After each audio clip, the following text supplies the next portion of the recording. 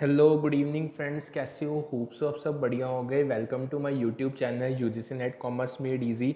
यहाँ पे आपको यूजीसी नेट दिसंबर 2024 के लिए कॉमर्स पेपर 2 जिसका कोड 08 है उसका कंप्लीट सिलेबस यूनिट वाइज करवाया जाएगा। यूनिट 1 से लेकर 10 तक आपको कंप्लीट तैयारी करवाई जाएगी along with the previous year questions. जो इंपॉर्टेंट टॉपिक्स है जिनको हमेशा यूजीसी टच करता है एग्जामिनेशन के पॉइंट ऑफ व्यू से, सारे कवरअप करवाए जाएंगे फ्री ऑफ कॉस्ट। जितना भी आपका रिटर्न मटेरियल है, नोट्स आपको टेलीग्राम चैनल पे मिल जाएंगे और व्हाट्सएप चैनल पे मिल जाएंगे, जिसका लिंक आपको यूट्यूब डिस्क्रिप्शन पे मिल जाएगा। सो दोनों चैनल्स को सब्सक्राइब कर लो। यूट्यूब चैनल पे आपको डेली बेसिस पे क्लासेस करवाई जाएंगी फ्री ऑफ कॉस्ट। नोट्स आपको WhatsApp channel plus Telegram channel दोनों पे अवेलेबल हैं। सो करते हैं आज का सेशन बिगिन। हमारा पहला टॉपिक है वो है constant elasticity of substitution production function, यानी सीईएस का प्रोडक्शन फंक्शन। देखो, जो आपका सीईएस यानी constant elasticity of substitution production function है ना, इसमें ना स्केल पैरामीटर्स होते हैं। एक पहले तो डायरेक्टली इसको करने से पहले ना एक क्वेश्चन ही बता देता हूँ। अगर तो आपको कोई पूछ ले कि जो constant elasticity of substitution production function के अगर तो स्केल पैरामीटर्स ग्रेटर देन 1 है, तब जो उसके रिटर्न्स होगी ना वो इंक्रीजिंग रिटर्न्स टू स्केल होगी। देखिए, हम जब इकोनॉमिक्स करते हैं, हमने कितने ही प्रोडक्शन फंक्शंस किए हैं, उसमें रिटर्न्स आते होते हैं ना, increasing returns, constant returns and decreasing returns. Same way में जो आपका सीईएस है यानी constant elasticity of substitution production function है, इसमें भी स्केल पैरामीटर्स आते हैं। इसमें भी 3 रिटर्न्स होते हैं, इंक्रीजिंग, डिक्रीजिंग और कांस्टेंट। सो पेपर में सबसे ज़्यादा इंक्रीजिंग रिटर्न्स का मतलब क्वेश्चन आता है। सो अगर तो आपके constant elasticity of substitution production function के स्केल पैरामीटर्स ग्रेटर देन 1 है, यानी आर ग्रेटर देन 1 है, तो इंक्रीजिंग रिटर्न्स टू स्केल तब हो रही है। अब जो ये है, अब डिटेल में चलते हैं। देखो, जो हमारा सीईएस है, जो सीईएस का प्रोडक्शन फंक्शन है, ये ना एक मैथमेटिकल रिप्रेजेंटेशन है। जैसे नॉर्मल हर प्रोडक्शन यानी हर फंक्शन एक मैथमेटिकल रिप्रेजेंटेशन होता है ना, सेम तरीके से ये भी एक मैथमेटिकल रिप्रेजेंटेशन। अब ये है किसकी? देखो, जो आपकी रिलेशनशिप इनपुट्स यानी जो आपके फैक्टर्स ऑफ प्रोडक्शन है, जो आउटपुट है प्रोडक्शन प्रोसेस में, जो उसकी रिलेशनशिप है, उसकी ये मैथमेटिकल रिप्रेजेंटेशन है। यानी इन शॉर्ट, जब आप इनपुट्स डालते हो, इनपुट से आउटपुट बनता है, उन दोनों में जो रिलेशनशिप है, जब हम उसको मैथमेटिकली एक्सप्रेस करते हैं तो वो हो जाता है हमारा सीईएस प्रोडक्शन फंक्शन। यानी इनपुट हमारे फैक्टर्स ऑफ प्रोडक्शन हो गए, जैसे लैंड, लेबर, कैपिटल, इंटरनल, और आउटपुट जो बन के निकलेगा। सो इसकी जो मेन करेक्टरिस्टिक्स है ये है कि जो हमारी कांस्टेंट, जो हमारी इलास्टिसिटी ऑफ सब्स्टिट्यूशन है, वो कांस्टेंट है इनपुट्स के बीच में। मतलब इसकी यही जो आपका सीईएस प्रोडक्शन फंक्शन है, उसकी मेन करेक्टरिस्टिक है ही ये कि हमारी इनपुट्स के बीच में कांस्टेंट इलास्टिसिटी ऑफ सब्स्टिट्यूशन रहेगी। ठीक है, यानी जो हमारा सीईएस प्रोडक्शन फंक्शन है, इसमें जो स्केल पैरामीटर्स आएंगे, यानी जो आर है, जिसको मैंने स्टार्टिंग में बताया था, वो डिटरमाइन करेगा कि डिग्री कितनी है सब्स्टिट्यूटेबिलिटी और कॉम्प्लीमेंटैरिटी की इनपुट्स के बीच में। मतलब जो इनपुट्स आप यूज कर रहे हो, वो उनके बीच में जो सब्स्टिट्यूटेबिलिटी या कॉम्प्लीमेंटैरिटी है वो कितनी है, ये हमें स्केल पैरामीटर्स बताएंगे, जिसको हम आर से डिनोट करते हैं। यानी अगर तो आर ग्रेटर देन 1 होगा तो ये इंडिकेट ये करेगा कि जो इनपुट्स है ना, वो हाईली सब्स्टिट्यूटेबल है। मतलब उनमें सब्स्टिट्यूटेबिलिटी की डिग्री बहुत ज्यादा है आपस में। यानी अगर मैं आपको इस चीज को रिटर्न्स टू स्केल के कॉन्टेक्स्ट में बताऊं, तो जो फिर अगर तो हम इस सारी चीज को रिटर्न्स टू स्केल के कॉन्टेक्स्ट में देखें, तो स्केल पैरामीटर्स बड़ा इंपॉर्टेंट रोल प्ले करते हैं। क्योंकि जो रिटर्न टू स्केल है, उसका पहले तो उसका मतलब समझो। देखो, रिटर्न टू स्केल का सिंपल मतलब होता है जो रिलेशनशिप है, जब एक प्रोपोर्शनल इंक्रीज हो रहा है सभी इनपुट्स में, और उसके कारण आउटपुट कितने इंक्रीज हो रहा है। मतलब सिंपल ये मैं समझाता हूँ। यानी रिटर्न्स टू स्केल सिर्फ इतना बताते हैं कि अगर सारे इनपुट्स जो आप प्रोडक्शन में यूज कर रहे हो, उनमें अगर प्रोपोर्शनेटली इंक्रीज हो रहा है, उस प्रोपोर्शनेट इंक्रीज के कारण जो उनसे आउटपुट बन रहा है, उसमें कितना इंक्रीज हो रहा है, ये हमें रिटर्न्स टू स्केल बताता है। ठीक है, ये रिटर्न्स टू स्केल का मतलब है। और रिटर्न्स टू स्केल के कॉन्टेक्स्ट में स्केल पैरामीटर्स बड़े क्रूशियल रोल प्ले करते हैं। सो जो स्केल पैरामीटर अगर तो ग्रेटर देन 1 होगा, तो ये इंक्रीजिंग रिटर्न्स टू स्केल होगा, जिसका क्वेश्चन पेपर में पूछो मत कितनी बार आया है। इंक्रीजिंग रिटर्न टू स्केल अब होगा क्या?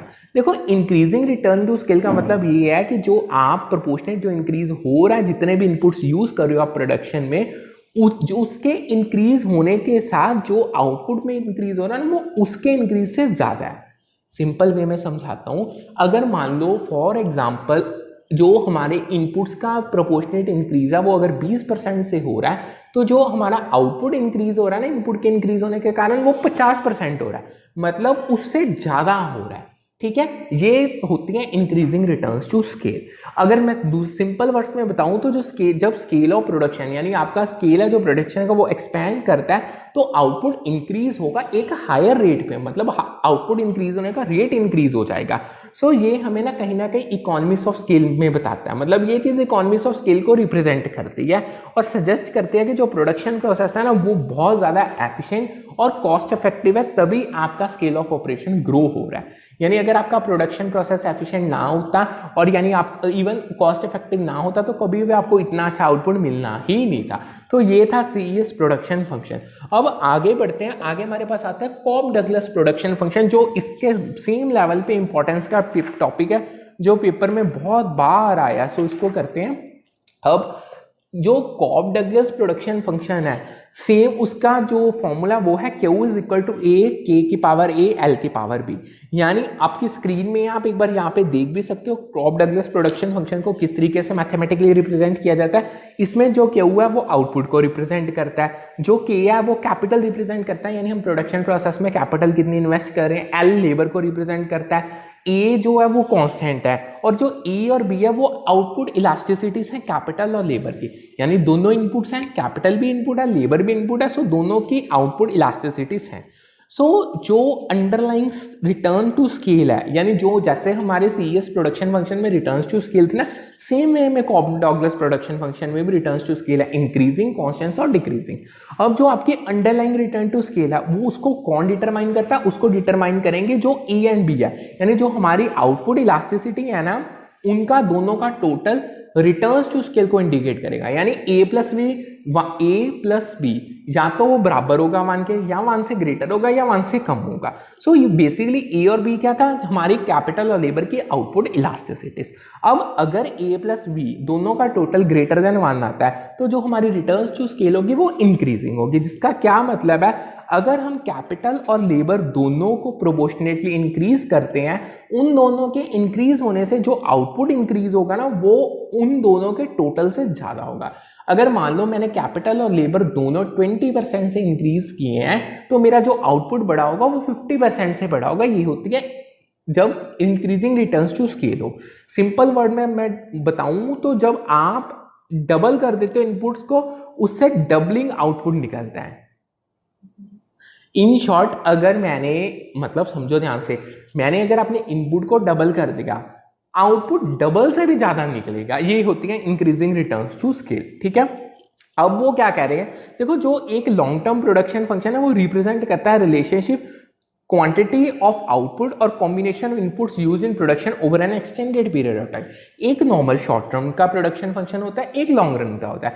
यानी जो लॉन्ग टर्म प्रोडक्शन फंक्शन है वो बहुत डिटेल में, बहुत लंबे टाइम पीरियड पे एक्सटेंड होकर बताता है कि जो आप इनपुट्स यूज कर रहे हो उस इनपुट से आपका आउटपुट कितना निकल रहा है। यानी जो आपका इनपुट्स का कॉम्बिनेशन है और जो क्वांटिटी ऑफ आउटपुट वो निकल रही है उस कॉम्बिनेशन का यूज करके, उसके रिलेशनशिप को एक लॉन्ग टर्म प्रोडक्शन फंक्शन बहुत अच्छे से डिपिक्ट करता है। यानी वो रिफ्लेक्ट करता है कि फर्म की कितनी अच्छी एबिलिटी क्या कि वो अपने इनपुट्स को एडजस्ट कर सकती है, जैसे लेबर वो एडजस्ट कर सकती है, कैपिटल एडजस्ट कर सकती है in response to changes in production level. मतलब सिंपल वे में प्रोडक्शन लेवल्स को चेंज करने के लिए फर्म के पास अच्छी काबिलियत है, अच्छी उसकी एबिलिटी है कि वो अपने कैपिटल और लेबर के इनपुट्स को एडजस्ट कर सकती है।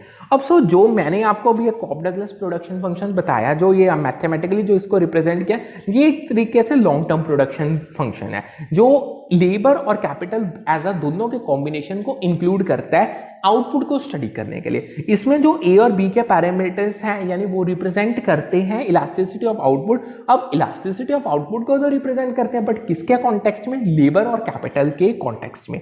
सो ये प्रोडक्शन फंक्शन अलाउ करता है फ्लेक्सिबिलिटी कि हम कैपिटल और लेबर को एडजस्ट कर सकते हैं, यानी वो तुम्हारे दोनों इनपुट्स हैं, हम उनको एडजस्ट करके different levels of output achieve कर सकते हैं जो हमें डिजायरेबल है। यानी फर्म जितना आउटपुट डिजायर करते हैं वो अपने इनपुट्स को उस बेसिस पे मोल्ड करके या एडजस्ट करके इतने लेवल पे लॉन्ग रन में रन कर सकती है, वो अपने आउटपुट जो डिजायरेबल है उनको अचीव कर सकती है। ठीक है, अब जो ये कॉब डगलस प्रोडक्शन फंक्शन है, इसको कॉमनली यूज किया जाता है रिलेशनशिप को डिस्क्राइब करने के लिए जो इनपुट और आउटपुट में होते हैं एक इकोनॉमी में। यानी बेसिकली इनपुट दो ही है, कैपिटल और लेबर, और जो उनके कॉम्बिनेशन से जो आउटपुट निकल रहा है उन दोनों चीजों को जो रिलेशनशिप बन गया उसको डिस्क्राइब करने के लिए कॉब डगलस प्रोडक्शन यूज किया जाता है। अब मैथमेटिकली आपने देखिए, आपकी स्क्रीन पर आप चेक कर सकते हो, यानी यहाँ पे जो क्यू है वो आउटपुट है, एंड ए है जो एक कांस्टेंट फैक्टर है जो एक टोटल फैक्टर प्रोडक्टिविटी रिप्रेजेंट कर रहा है।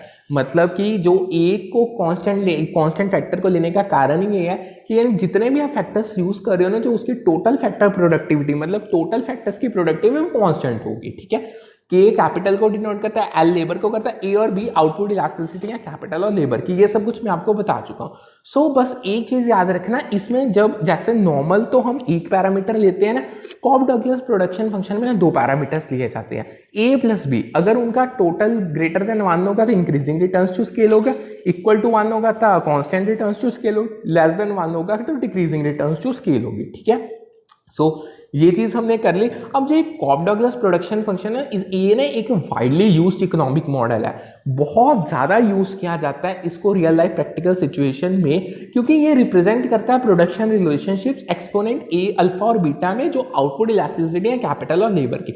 यानी ये फंक्शन इतना डिटेल में आउटपुट इलास्टिसिटीज को यूज करके रिलेशनशिप्स को एक्सप्रेस करते हैं कि इससे इनसाइट्स बहुत मिल जाते हैं। यानी आप अच्छे से प्रेडिक्ट कर पाओगे कि आपको किस तरीके से अपने इनपुट को एडजस्ट करके या मोल्ड करके कितने लेवल पे प्रोडक्शन करनी है जो आपके मार्केट कंडीशंस को पूरा कर देगी। ठीक है, सो समझ आ गया। अगर कोई डाउट है तो आप पूछ सकते हो। इसमें जो आपका इसको एक और तरीके से क्यू की जगह पे वाई भी लिखा जा सकता है, यानी वाई भी टोटल आउटपुट और प्रोडक्शन को ही रिप्रेजेंट करता है, चाहे आप दोनों में से कौन सा मर्जी चूज कर लो। सो जब आप अगर इसमें एक और मैं आपको बताऊं, जो ये इंक्रीजिंग रिटर्न्स यानी जो जब इसको आप कॉन्टेक्ट रिटर्न्स टू स्केल के कॉन्टेक्स्ट में स्टडी करोगे तो तब आपको कैपिटल और लेबर पे कुछ इंपॉर्टेंस देनी ही पड़ेगी, क्योंकि ये दो इकलौते पैरामीटर्स हैं जिनको हम चेंज करके अपना बता सकते हैं कि हमें मतलब इनको चेंज करके जितना हमें अपना प्रोडक्शन आउटपुट चाहिए उसको हम अच्छे से अचीव कर सकते हैं। ठीक है, अब वो क्या कह रहे हैं, एक ना आया था, अगर हमने इस केस को अच्छे से स्टडी करना कि अल्फा प्लस बीटा अगर ग्रेटर देन 1 है तो वो इंक्रीजिंग रिटर्न्स टू स्केल एक सिनेरियो लेते हैं। देखो दोनों जब हम अल्फा और बीटा यानी ए और बी कह लो या अल्फा बीटा कह लो, यानी जब इनका सम ग्रेटर देन 1 हो जाता है, ये तो हमें बड़ा अच्छे से सिंपल पता है कि हम इंक्रीजिंग रिटर्न्स टू स्केल पे चले जाते हैं। यानी इसमें क्या बेसिकली वो डिपिक्ट करना चाहते हैं कि यानी जो आउटपुट होगा ना वो डबल से भी ज्यादा होगा जब हम इनपुट को इंक्रीज करेंगे। मतलब कैपिटल और लेबर के जब कॉम्बिनेशन से हम इनपुट्स को इंक्रीज करेंगे ना, जो उसमें इंक्रीज आएगा उससे भी डबल से ज्यादा इंक्रीज आएगा आउटपुट में। सो ये हमारी मेन चीज है। यानी अगर हम इनपुट्स को प्रोपोर्शनली इंक्रीज कर रहे हैं तो जो हमारा आउटपुट में इंक्रीज आ रहा है ना वो लार्जर इंक्रीज आएगा अगर हमने इंक्रीज इनपुट्स में किया। अगर मान लो हमने 10% इंक्रीज इनपुट्स में किया तो 10 से डबल 20 हो गया, 20 से भी ज्यादा, यानी नियर अबाउट 30-40 जितना होगा वो उतना हमारे आउटपुट में इंक्रीज आएगा अगर हम इंक्रीजिंग रिटर्न्स टू स्केल में ऑपरेट करें। यानी ये चीज सजेस्ट करती है कि जो स्केल ऑफ प्रोडक्शन है वो एक्सपैंड हो रहा है, हम पोटेंशियल इकोनॉमीज ऑफ स्केल्स में जा रहे हैं, मतलब हमें ऑप्टिमम आउटपुट मिल रहा है, कॉस्ट इफेक्टिव वे में हम काम कर रहे हैं, हमें इकोनॉमीज ऑफ स्केल्स के बेनिफिट अचीव हो रहे हैं, हमारा स्केल ऑफ प्रोडक्शन एक्सपेंड हो रहा है। जैसे एक तो इससे इंप्रूव्ड ये चीजें कब होती हैं, जब इंप्रूव्ड स्पेशलाइजेशन हो जाए। मतलब जो बंदे एक बार चीज रिपीट कर रहे हो, यानी आप एक ही चीज पे कैपिटल और लेबर ला रहे हो, यानी उसमें आपकी स्पेशलाइजेशन हो जाएगी, वेस्टेज कम हो जाएगी, कॉस्ट इफेक्टिवनेस बढ़ जाएगी, एफिशिएंसी इंक्रीज हो जाएगी, रिसोर्सेज की जो यूटिलाइजेशन है वो ऑप्टिमम हो जाएगी, यानी बेटर यूटिलाइजेशन, हमारी जो रिसोर्सेज की वेस्टेज है वो बिल्कुल ही खत्म हो जाएगी। इससे एट द एंड क्या होगा, जो आउटपुट हम अचीव करेंगे वो बहुत अच्छा होगा, बहुत हायर लेवल पे होगा। ठीक है, सो इसकी इन शॉर्ट अगर मैं बताऊं तो 3 रिटर्न्स है, वैसे मैंने आपको पहले भी बता दिया। अगर a प्लस बी मानना है तो वो हमें constant return to scale indicate करता है, यानी जो प्रोपोर्शनल इंक्रीज हमारे इनपुट्स में हो रहा है सेम एज इट इज उतने ही लेवल का प्रोपोर्शनल इंक्रीज हमारे आउटपुट में हो रहा है। से नेक्स्ट आती है, अगर a प्लस बी हमारी लेस देन 1 है तो जो ये होते हैं हमारी डिक्रीजिंग रिटर्न्स टू स्केल, इसमें जो प्रोपोर्शनल इनपुट्स में हम इंक्रीज कर रहे हैं उसके कारण जो आउटपुट में प्रोपोर्शनेटली कम इंक्रीज हो रहा है, ठीक है। इन शॉर्ट अगर हमने 20% से अपना इनपुट बढ़ाया तो जो आउटपुट है जस्ट वो 10% से ही बढ़ा, ये होगी decreasing returns to scale. Next हमारी आती है जब a plus B greater than 1, इसमें ये इंक्रीजिंग रिटर्न्स टू स्केल है, ये मैंने आपको बहुत डिटेल में एक्सप्लेन कर दिया। इसमें जो प्रोपोर्शनल इंक्रीज हो रहा है इनपुट में उससे डबल से भी ज्यादा इंक्रीज आउटपुट में हो रहा है, सो ये होगी इंक्रीजिंग रिटर्न्स टू स्केल। अब उन्होंने एक पेपर में क्वेश्चन डाला था, वो कह रहे थे, उन्होंने कॉब डगलस का एक प्रोडक्शन फंक्शन आपको दिया था न्यूमेरिकल टर्म्स में, अगर आप चेक कर लो तो वो था Q is equal to 10 K 0.6 L 0.8। अब अगर आप 0.6 और 0.8 का प्लस करो, यानी जो कि A और B प्लस B है, सो इनका जो टोटल है वो 1.4 आता है। सो जो ये फंक्शन उन्होंने पूछा था, आपको ऑप्शन दी थी कौन सी रिटर्न्स टू स्केल को इंडिकेट करता है, सो इसका टोटल 1 से ऊपर चल गया, सो ये इंक्रीजिंग रिटर्न्स टू स्केल को इंडिकेट करेगा। सो जो हमारे इसमें 0.6 और 0.8 है वो जो हमारी आउटपुट इलास्टिसिटी है कैपिटल और लेबर की, उसको रिप्रेजेंट करता है। सो इन शॉर्ट जो हमारे K और L है वो हमारी कैपिटल लेबर वो इनपुट्स हैं, उनकी आउटपुट इलास्टिसिटी हमें दी हुई है, उनका प्लस करो, अगर ग्रेटर देन 1 है तो वो इंक्रीजिंग रिटर्न्स टू स्केल होगा। यानी जो अब जब हम अपने कैपिटल और लेबर के दोनों के कॉम्बिनेशन को इंक्रीज करेंगे प्रोपोर्शनेटली, जो हमारा आउटपुट उससे इंक्रीज होगा, डबल से भी ज्यादा इंक्रीज होगा, वो ही इंक्रीजिंग रिटर्न्स टू स्केल कहलाता है, ठीक है। अब यहाँ पे एक और इंपॉर्टेंट टॉपिक आता है, वो आता है कि आप कुछ स्टेप्स आते हैं, steps to forecast demand for a product systematically and scientifically.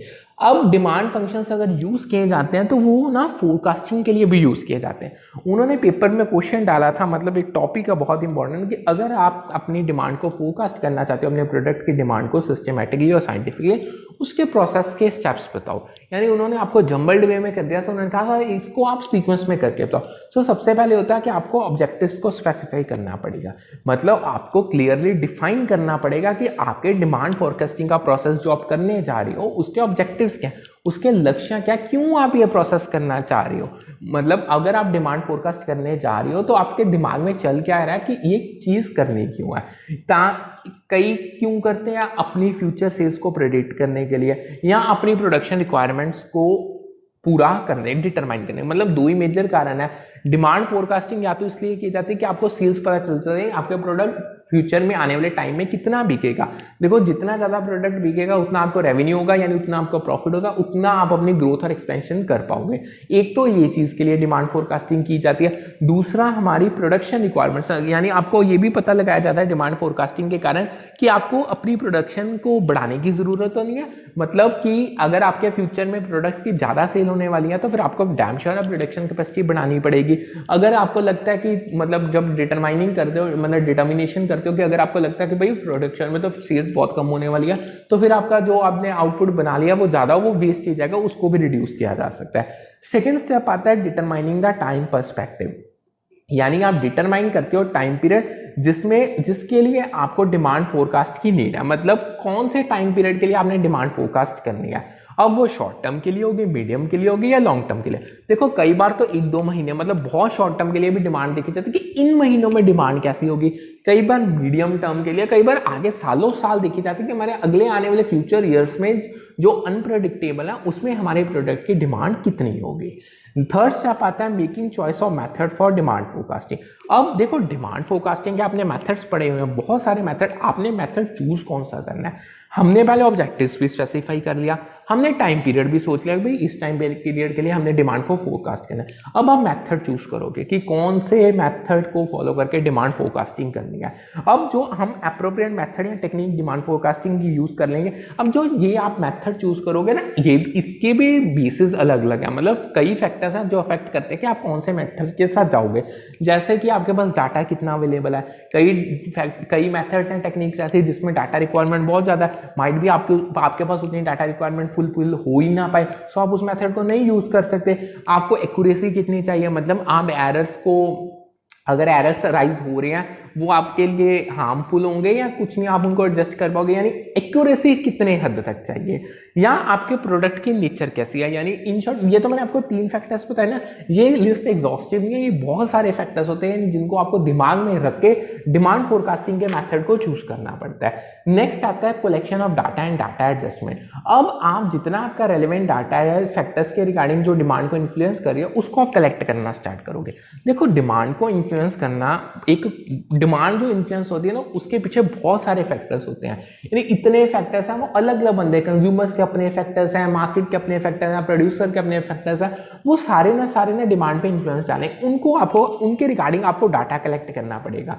Might भी हिस्टोरिकल सेल्स डाटा आपको चाहिए, यानी आपने पिछले सालों में कैसी सेल्स की उसके रिगार्डिंग डाटा चाहिए आपको। मार्केट के ट्रेंड्स कैसे हैं, मार्केट चल कैसे रही है, डिप्रेशन में है, रिसेशन में है, इन्फ्लेशन है या डिफ्लेशन है, कस्टमर किस चीज को प्रेफरेंस कर रहा है, माइट भी आपके प्रोडक्ट की प्रेफरेंस कस्टमर कर ही ना रहा हो, और इवन कई एक्सटर्नल फैक्टर्स भी होते हैं। सो जितने भी आपके पास पॉसिबल है आप डाटा गैदर करो, जितने फैक्टर्स जो इन्फ्लुएंस करें डिमांड को उनके रिगार्डिंग। उसके बाद एडजस्ट किया जाता है डाटा को, अगर जरूरत पड़े ताजो हम आउटलायर्स और एनोमलीज को कंसीडर कर पाए, मतलब डाटा एरर्स को लेकर एडजस्ट किया जाता है। ठीक है, लास्ट स्टेप इसमें आता है हम एस्टिमेट करते हैं और इंटरप्रेट करते हैं रिजल्ट को। एस्टिमेशन है इंटरप्रिटेशन ऑफ रिजल्ट, यानी जब हमने अब अप्लाई करेंगे, हमने जो डिमांड फोरकास्टिंग का मेथड चूज किया था ना कि हमने इसके थ्रू डिमांड फोरकास्टिंग करनी है, डाटा भी हमारा पिछले स्टेप में आ गया, अब हम उस मेथड को अप्लाई करेंगे जो हमने कलेक्टेड डाटा किया, मतलब जो डाटा हमने कलेक्ट किया था ना रिलेटेड टू डिफरेंट फैक्टर जो डिमांड में इन्फ्लुएंस कर रहे हैं, उस पर हम डिमांड फोरकास्टिंग का मेथड अप्लाई करेंगे, डाटा को एडजस्ट करेंगे ताकि हमें फोरकास्ट मिल सके, हमें इनसाइट्स मिल सके कि हमारी फ्यूचर में डिमांड बढ़ रही है या कम हो रही है, यानी कोई स्पेसिफिक एरिया हमें बेनिफिट लाएगा या नहीं लाएगा। यानी डिमांड फोरकास्टिंग अकेली जरूरी नहीं हमें पूरी मार्केट के लिए करनी है, माइट भी आप सेगमेंट के लिए कर लो, कोई मतलब एक एरिया के लिए कर लो, माइट भी आप पूरी स्टेट के लिए कर लो, ये आप पे डिपेंड करता है। ठीक है, सो जो आपके पास डिमांड फोरकास्टिंग के बाद जो आपके पास रिजल्ट्स आएंगे आप उनको इंटरप्रेट करोगे और उनकी इंप्लीकेशंस क्या पड़ेंगे आपकी डिसीजन मेकिंग के, उसको आप एनालाइज करोगे।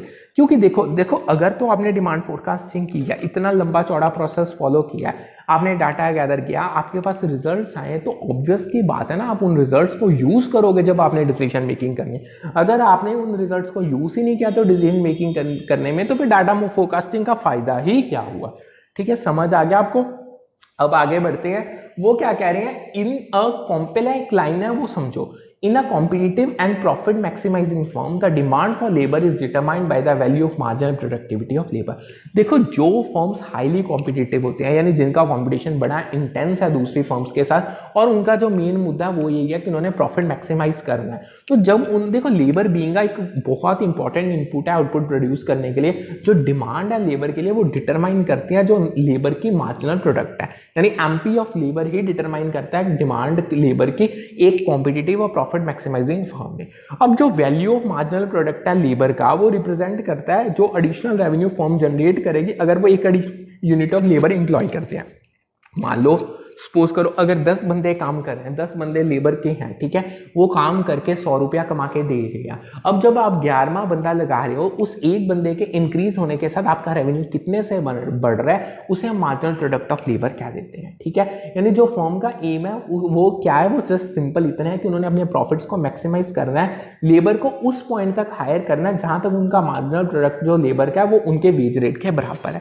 मतलब सिंपल भाषा में बताऊं, देखो लेबर को वेजेस देनी पड़ेगी, उनका एक रेट होगा, जब तक आपका मार्जिनल प्रोडक्ट आपके वेज रेट के बराबर नहीं होता तब तक आप लेबर हायर कर सकते हो, तब तक आप बेनिफिट में ही रहोगे, प्रॉफिट मैक्सिमाइज ही करते रहोगे। अगर आपका जो वैल्यू है मार्जिनल प्रोडक्ट की वो हायर होगी वेज रेट से, तब जब आप एडिशनल लेबर हायर करोगे उससे आपका फर्म का रेवेन्यू बढ़ेगा ही, क्योंकि जो रेवेन्यू है ना वो ज्यादा होगा कि जो आप एडिशनल वर्कर को कॉस्ट यानी इंदर उसकी वेज रेट के रूप में जो उसको कॉस्ट बियर कर रहे हो उससे ज्यादा होगा। सो इन शॉर्ट इससे आपके प्रॉफिट्स बढ़ेंगे, कम नहीं होंगे। मतलब इन शॉर्ट अगर मैं आपको सिंपल वे में बताऊं तो अगर एग्जांपल के थ्रू बताता हूं, अगर आपका वेज रेट है मान लो 50 रुपीज पर वर्कर और जो आपने एडिशनल बंदा हायर किया वो आपको 80 रुपए जनरेट करके दे रहा है, यानी 80 रुपए वो आपको बना के दे रहा है, 50 आप उसको दे रहे हो, तो अभी भी 30 आपको ही फायदा हो रहा है।